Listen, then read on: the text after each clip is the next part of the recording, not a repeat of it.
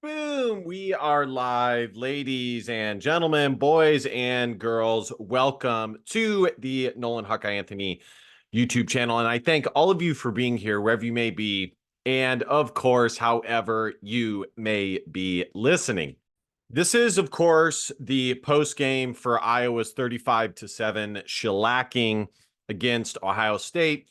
Full disclosure, if you are an Ohio State fan, this is not going to be geared towards you, although a lot of Ohio State fans think that everything is geared towards them.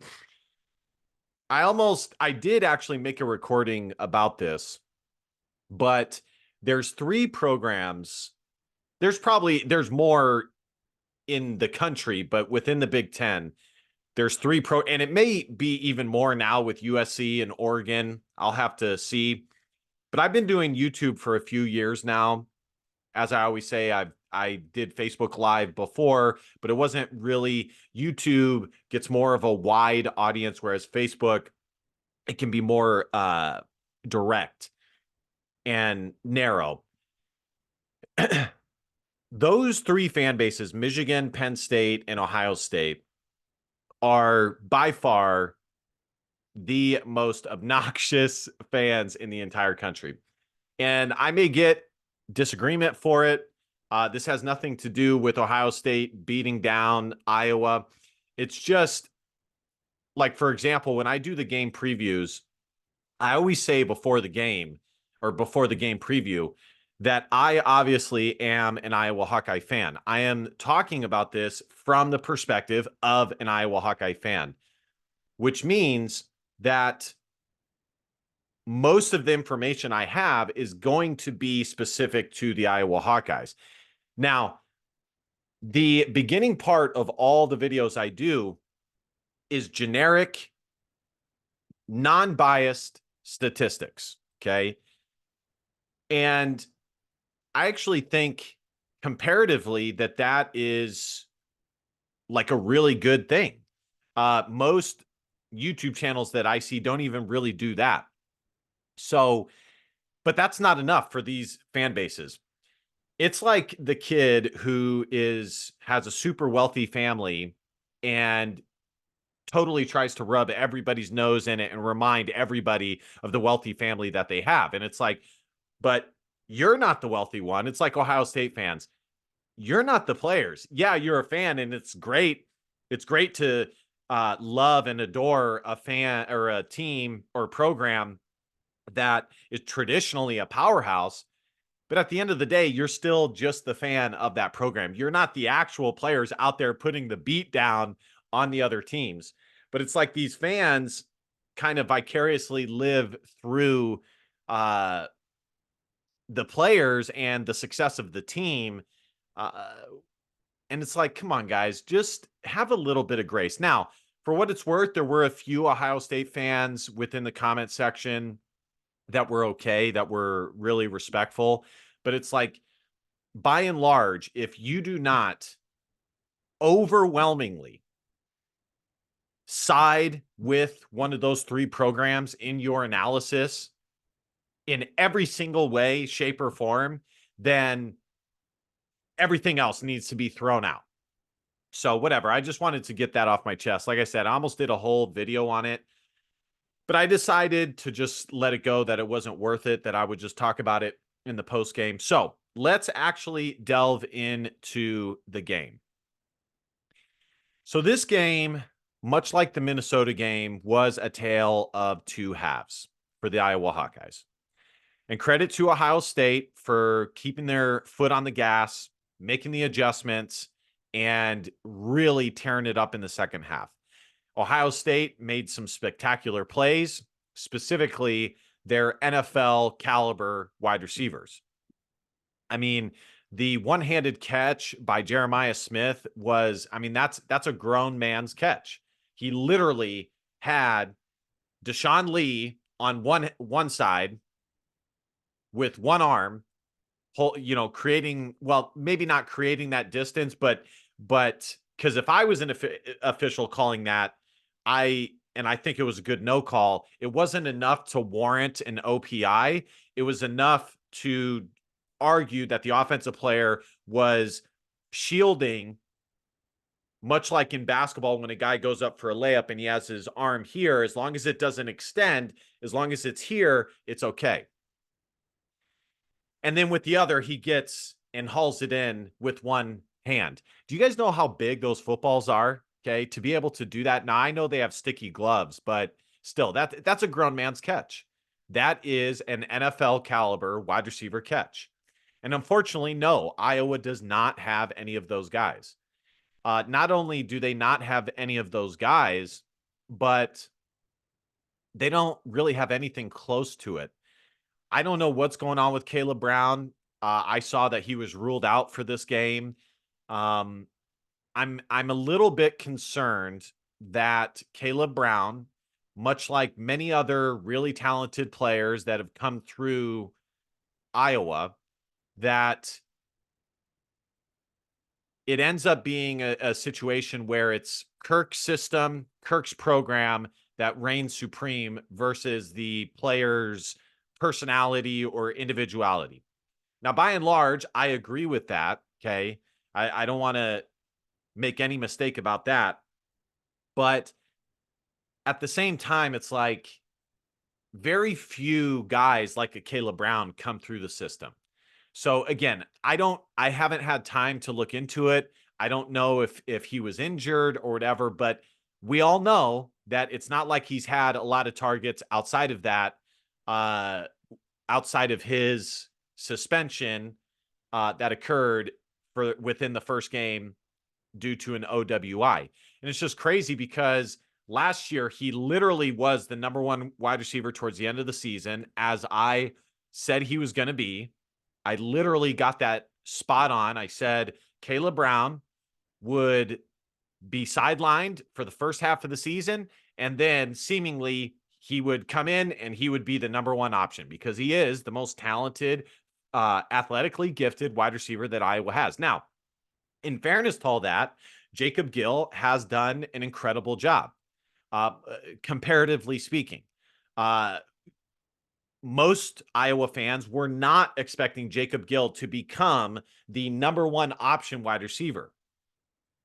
But to me, that just says a lot about the state of the Iowa offense overall, especially not necessarily this year, but over the last couple of years, because you get a guy that comes in from Northwestern of all places, doesn't see a lot of playing time there. Then he comes to Iowa, and most people think that he's just going to be like a depth piece. And he comes in, and he's the number one wide receiver. So, in fairness, Jacob Gill has done a good job. Before the season, I said that Iowa was going to struggle to have a true X, and Reese Vanderzee is way further ahead than I expected, which is good. But I expected Iowa to really be an offense that utilized the short passing game due to the quickness of guys like Seth Anderson, Jacob Gill, Caleb Brown. And that hasn't really happened. I don't know what happened to Seth Anderson. I don't know what's going on with Caleb Brown, but that's just not the case. So, before I go to the actual game, overall, it's not that I necessarily have a problem with that. But I think it's worth mentioning. Like, I realize that Tim Lester and Buttigieg or whatever, or not Buttigieg, Budemeyer, Budemeyer are new coaches, and ultimately it's their decision who the top guys are. So it does make logical sense that there's going to be some guys that they like more than what the previous regimes liked for other guys. So anyways, as far as the actual game goes, and by the way, guys, the reason why I didn't do a live post game is, number one, Iowa got shellacked, and number two, if I'm not able to do an immediate post game, then I just usually decide to record it and then post it. So this game was a tale of two halves. I think Iowa really played solid. They won the turnover battle in the first half, but the problem was that they could not capitalize. There were some drives that they actually were moving the ball decently well, picking up first downs, nice, decent throws by Cade McNamara, decent pitch and catches, decent catches by the wide receivers, Reese Vanderzee, Jacob Gill, Jarriett Bowie, but then it would be halted right as it was picking up steam. You had Drew Stevens, who missed a field goal. And before I go further, I do also want to say that for my analysis, just to give Iowa some leeway, okay, it is very difficult for any team to go into Columbus and get a victory. It's damn near impossible for any team to beat Ohio State on neutral, home, whatever the case may be, away, let alone playing Ohio State at home. It's very difficult, okay? I knew that this was going to be a tough road to go down for Iowa to be competitive in this game. But I still have to call it like I see it. And if there were plays and aspects that were there to be had, I'm going to call it like it is. But it was a tall order, okay? I just want to make that known that I did not expect Iowa to win this game. I predicted them not to.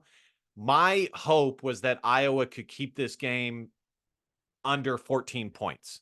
That would have been a win for me if you take all things into consideration.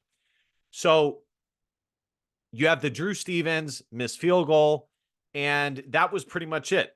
Iowa's defense played really solid in the first half, and they were totally in the game. It was 7-0 at halftime, and Iowa, there was literally no team that was necessarily doing better. I thought it was a pretty even first half. Then in the second half, and this is why I'm saying it was a tale of halves, in the second half, the offense totally sputters. They stopped going to Caleb Johnson, although realistically, they really didn't go to Caleb Johnson a ton this game anyways. He only had 15 carries. I thought that he was going to have at least 20 carries in this game. And Iowa starts to press. I made a comment in my Facebook group on the game thread that it is very difficult for a defense to have no relief. Eventually, the dam is going to break, especially when it's a dam being pushed on by an Ohio State river. Okay, it's very difficult. And finally, Ohio State broke through, and credit to them. They made the halftime adjustments, but a lot of this was on Iowa. They totally sputtered and lost the turnover battle in the second half. For Iowa to stay within 14 points of this game, they had to win the turnover battle. And they were on track to do that, but in the second half, that was that. Cade McNamara, his fumble for the pass rush that came down the middle. I know the announcers doing the game said that it wasn't Cade McNamara's fault, and I'm not going to purely place the responsibility on Cade McNamara, but again, that is pocket presence. Yes, did the guy push Connor Colby into Cade McNamara slightly? Yes. But Cade McNamara also did not feel the pressure, and he stepped totally into it. The Ohio State guys coming this way, Cade McNamara's stepping into the pocket, and it was an easy sack.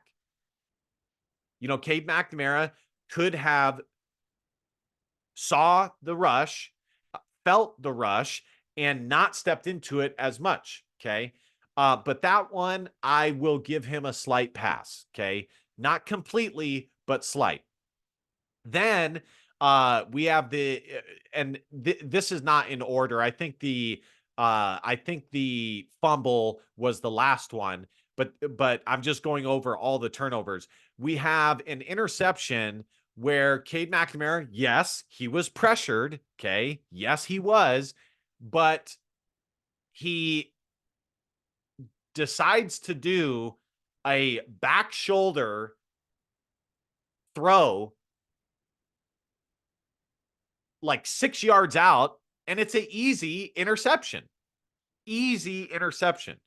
I don't remember if this ended up being a fumble, but there was also one where the pocket collapsed so much on Cade McNamara. He tried to do like a little jump over it, and then he went down. I can't remember if that resulted in a fumble or not.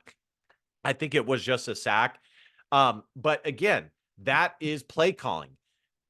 If you are Iowa, okay, why in God's name are you leaving your offensive line and just in general the offense to pass so heavily when you have one of the best running backs in the country? Okay. You have literally one of the best running backs in the entire country. And even in this game, he had a decent game. I think the coaches are going to be shocked to see that Caleb Johnson almost had 100 yards, almost was averaging 6 yards a carry. You guys can see it right here. Okay. It makes it, to me, it doesn't make any sense why Iowa decided to lean so heavily on the passing game. I mean, it's not so heavily. I mean, he only had 20 actual passes, but a few of the dropbacks resulted in fumbles or sacks. So it was probably a few more. But that to me doesn't make sense. I would have liked to see Iowa lean on the run even when they were down a little bit more.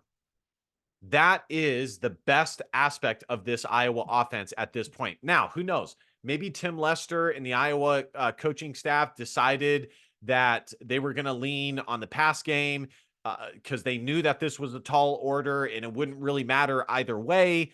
And at least this would be an opportunity for Iowa to develop their passing game. I don't know.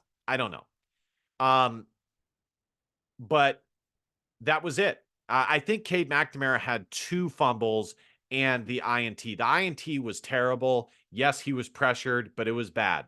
And then Cade McNamara had the 2 fumbles, and that was it. Ohio State capitalized on all of the lost turnovers. That is what an elite team does. An elite team forces turnovers and capitalizes on the turnovers. Whereas Iowa, that did not happen. Iowa forced turnovers, didn't score. Not only did they not score on the turnovers, but they also didn't score when they actually were having some success and getting first downs. And when you're in a game like this, it's going to be hard to stay within 14 points if you cannot find ways to not beat yourself.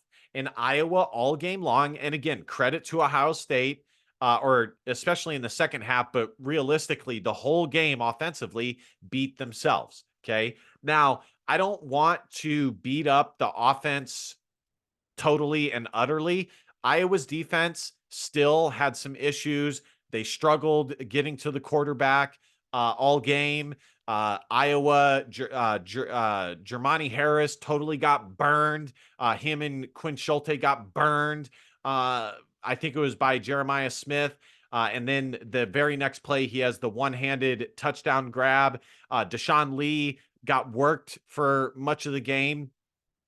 This is a problem. And I said this early in the season, Iowa's pass defense has struggled more than I anticipated this year. Okay. I don't know what it is. All of these guys have experience. I don't know if it's an issue with Phil Parker's scheme. And make no mistake, it's not like Iowa's defense is terrible. They're not, but they just aren't as good as I thought they were going to be. And that is case in point today as well. There were some good things. Okay. Jay Higgins has a missed tackle that ends up going for a first down. And then a couple plays later, if not the very next play, he forces a fumble. That was a great play. Great play. So this was not just the offense, guys. Reese Dakin had a horrible punt where all he had to do All he had to do was keep the ball in play. Where he was punting was pretty close up. It's not like he needed that much hang time. He just needed to keep the ball in play and try and position it somewhere between the goal line and the 15-yard line. This guy ends up kicking it out of bounds at the 25. I mean, it was terrible. That I don't know what that ended up going for, but it was terrible. He averaged 43.8 yards per punt. Now, on the day, I wouldn't say that Reese was terrible because, as I have said, as long as he can be anywhere from 40 to 45 yards on average, it's that I would consider this season a success. But you could tell with a punt like that he had, that the environment started to get overwhelming. And it's understandable. I mean, it's one of the toughest environments to play in the entire country. Drew Stevens. This is how you know a kicker is elite versus good versus average. Elite kickers, no matter where they're playing, will find a way to mentally get in the correct headspace and drill field goals. In fact, they are sometimes better in hostile environments because they know that they have to put it on their shoulders and really assist their team in getting some points on the board. Drew Stevens, it wasn't a terrible kick, but again, the environment got to him and he shanked it. Wasn't the worst kick in the world. It was close, but an elite kicker gets there and nails a kick like that.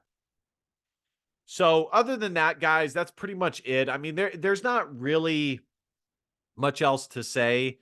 You know, again, my overall 1,000-foot view analysis of this game is Ohio State might be the best team in the country.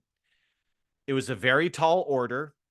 Iowa played really solid in the first half, especially defensively. They forced turnovers. The offense, unfortunately, they did make some plays, but they weren't able to capitalize on anything. The second half, Ohio State was continuing to put pressure on the dam, and the dam broke. The game separation, if you really think about it, is Ohio State converted on all the turnovers. Iowa did not. That was the game. So if you're Iowa, you know, where do you go from here? I think it's going to be very difficult for Iowa to make the college football playoff at this point. I don't think that should be the goal anymore. I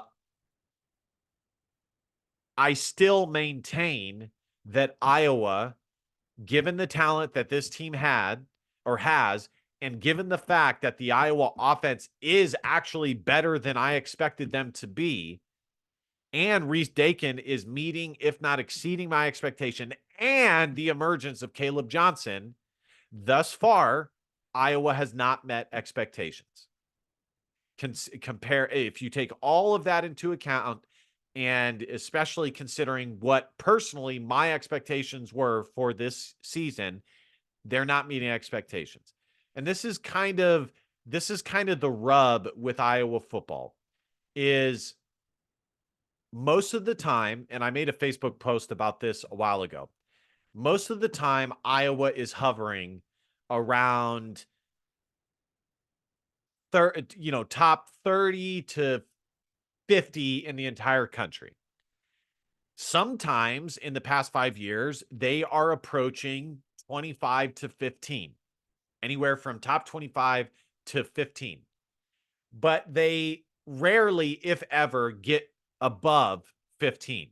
I know there was the year where I can't remember what year it was where they were ranked number 1. I'd have to pull it up real quick. So I found it. This was October 10th, 2021. So it was the 2021-2022 football season. So yes, I mean, has there been moments where Iowa has been approaching elite, if not full-blown elite, yes. But a majority of the time, they are average to approaching above average, and that's about it. So there's some good things, guys. I'm not going to put my head down completely. I think the goal for Iowa at this point should be shooting to win 9-10 games and only lose one more game, if not any games, the remainder of the season. I think that's going to be hard to do, but I think that should be the goal. You know, if they lose 2 more, I mean, it depends on which 2 it is. You know, we'll just have to see. But that's kind of what my expectation is. Based on what I'm seeing, I think Iowa can break through the door and be around a number 20, maybe 18, 17 in that range. But that's about it. I don't think it's going to be college football playoff for Iowa. They did not perform well enough in this game to do so. And the final result of this game just is not good enough. So here are the stats. Caleb Johnson, like I said, 86 yards. Brendan Sullivan, I think when he came in, he did decently. He had an easy pitch and catch to Luke Lachey. His scramble was really nice. And to me, that is what Iowa is missing.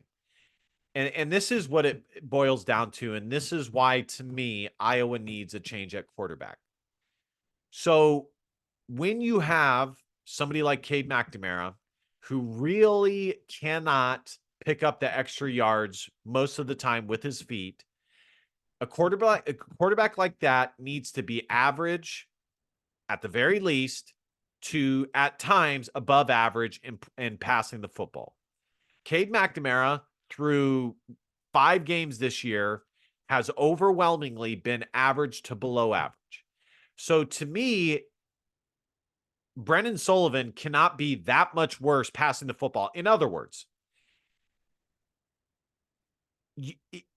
as an Iowa coaching staff, you cannot look at Brendan Sullivan and go, oh, wow, he's going to be so much worse passing the football that it's not worth the upside that we would get with him running the football compared to what we're getting with Cade McNamara passing the ball. I think Iowa, and I've been saying this from week 1, Iowa needs to try out Brendan Sullivan. They need to start him, give him a shot, and see how he performs. Cade McNamara is not performing well enough, to me, to warrant him staying the number 1 quarterback when his really the only skill that he has, in theory, is passing the football. He is not doing that well enough to hold down and solidify that starting spot. And in reality, I think Iowa, at the very least, should be working in Brendan Sullivan and finding a way to get him in the game plan for at least 10 plays a game offensively, because it's just not good enough. It's just not. And this is the thing that bothers me the most about Iowa football. It's nothing personal. I don't dislike Cade McNamara. I think he's a good kid. He plays hard. He's a good leader. It seems everybody likes him, but the guy just is not good enough passing the football to go, you know what? We need to stay with him. Sure, he can't run the football, but man, he dimes it out there, and man, he's a threat passing the football. Case in point, Nate Stanley. Nate Stanley was that type of guy. Nate Stanley was good enough to warrant keeping him out there. Yes, he was a statue, but 1, he was so big at 6'5", he was hard to take down. And 2, he was an above average passing quarterback in college football. Cade McNamara at this point basically is a slightly faster version of Spencer Petras. At least Spencer Petras was 6'5". So I think Iowa needs to give Brendan Sullivan a shot, and that's it. Lastly, guys, team stats: Ohio State 412 compared to Iowa 228. If Iowa had any hope of winning this, or not winning, keeping the game close, they had to keep Ohio State to below 400 yards of total offense. They didn't do that. Hence why I said Iowa's defense uh, did not play up to my expectation. Yes, Ohio State's offense is elite, but in theory, so is Iowa's defense. So in the battle of Ohio State's elite offense and Iowa's elite defense, or so-called elite defense, this year, Ohio State won. And the problem with Phil Parker and his defense, I love Phil Parker. He's one of the best defensive coordinators in the entire country, but his defenses get carved up by good to elite wide receivers. Now, in fairness, most teams do as well, but it's just not what you would expect from a Phil Parker quality team. Passing yards, 209 to 110. Think about it, guys. Cade McNamara and Iowa's offense has struggled to consistently have 150 yards passing the football. Think about that. Iowa has struggled, Cade McNamara has struggled to consistently have 150 yards passing. Let's look at what Cade McNamara's average is per game. And the thing is, guys, like, I know a lot of you guys are going to say, "Well, Ohio State's super good," and so we can just throw it out. No. It's the opposite. Teams like Ohio State magnify the problems that your team has. Iowa should be happy that Ohio State exposed the issues that they have as a football team so magnanimously. Okay.